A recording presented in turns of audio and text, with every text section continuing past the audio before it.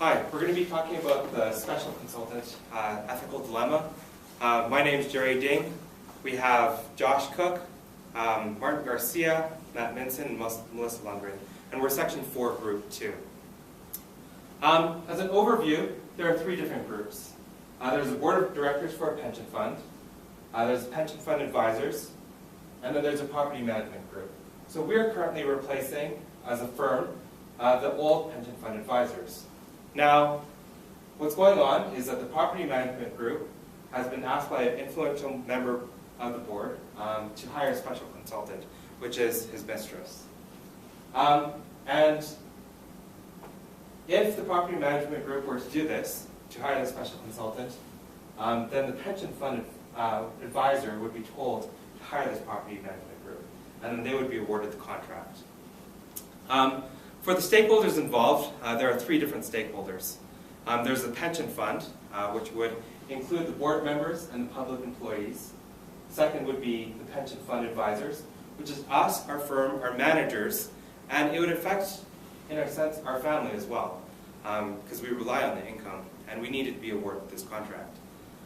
Third is the property management group, which would include their employees and the special consultant for the group. And so these are the major stakeholders involved. Next, we have the ethical toolbox that we'll be going over. So if we were to analyze the situation through the eyes of a social contract theory, then an important aspect of this particular theory is to optimize or to create a harmonious society. And we have an obligation to promote that harmonious society. How harmonious is defined and how exactly we achieve that is up for discussion.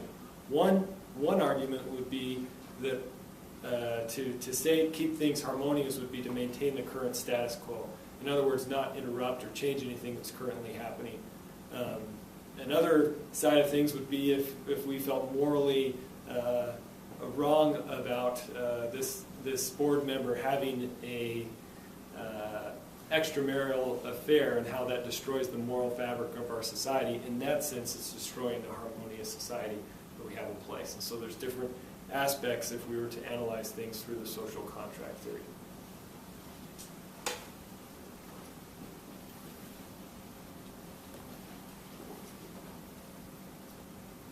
Okay, I'll be talking about our dilemma under the perspective of utilitarianism. Under this perspective, we are concerned about the best outcome for all our stakeholders. And as mentioned, these are our stakeholders. And through our analysis, we determined that we have three possible actions that we could take, which are do nothing, or blow the whistle, and last, fire the property management group. We determined that under the perspective of utilitarianism, it would be best to do nothing, basically because by taking no action, all of these groups will benefit, and the only minus would be that the pension funds will continue to be misappropriated.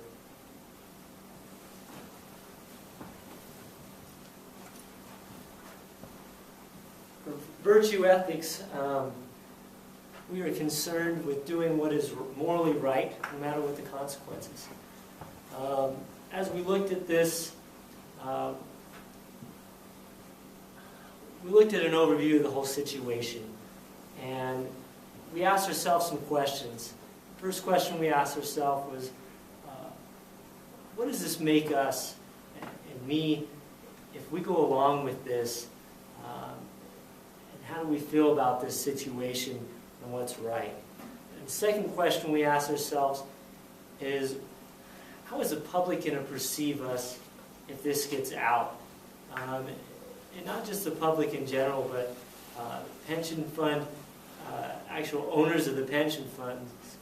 What would their perception be of us if they found out how we handled this situation? So as you can see, this is a very challenging, dynamic, difficult situation. This is something that is very multifaceted, and so when we went to go talk to our consultants and our sages, we were very, very pleased that they had great wisdom to share with us. The first I want to talk about is the idea of a common denominator. So when you come into a group, it's important to get buy-in. As one individual, it's difficult sometimes to talk about ideas that may kind of disrupt things or rock the boat a little bit, but it's very important to make sure you have buy-in and have other participants in the group that are willing to buy into the idea that you have. The second idea is the idea of locus of control. And with locus of control, this is all about your circle of influence and realizing that sometimes we have greater circle of influences and sometimes there's smaller circle of influences. In this situation, it's a little bit difficult being the new person, being a new advisor. Obviously, there are some new dynamics playing in there, and that circle of influence maybe wasn't as great in that situation. And lastly, we have layers of responsibility. And with layers of responsibility, we have a couple different things we're dealing with. And thinking first and foremost, the importance of the responsibility that we have with our families. Oftentimes we think about our spouse and our children, and that's something important to consider when making decisions. And yes, now we have our last slide of recommendations. So the recommendations that we took a look at, we wanted to optimize our personal stakeholder values. We wanted to make sure that we had all the stakeholders identified and we had what's best for the group. We decided that in order to optimize the stakeholder value, we wanted to hire a new property management firm. So indirectly, we would fire the consultant, but this could cause issues with the board members. And so what we really wanted to do was we wanted to own our channels of responsibility. We wanted to be able to go and be able to prevent these ethical dilemmas in the future. And we felt that this was probably the best recommendation from the sages and our own perspectives. Thank you.